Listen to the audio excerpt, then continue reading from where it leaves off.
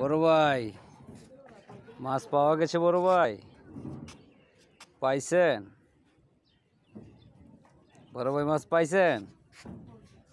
বড় ভাই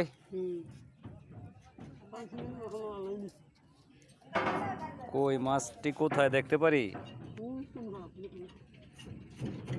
ট্রলার রাখছেন?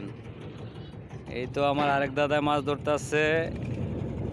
মাশাল্লাহ মাশাল্লাহ, আমার দাদায় নেট পানিতে ফেলাইছে। দেখি দাদার কি অবস্থা, মাছের পরিস্থিতিটা কি।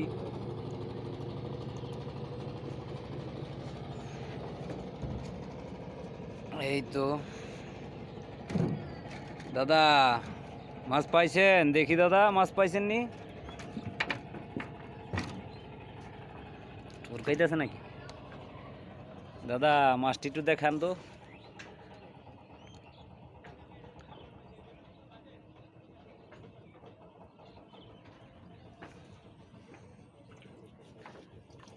মাশাল্লাহ মাশাল্লাহ মাশাল্লাহ মাশাল্লাহ, বড় চিংড়ি মাছও তো পাইছেন না? নলা চিংড়ি। থ্যাংক ইউ দাদা।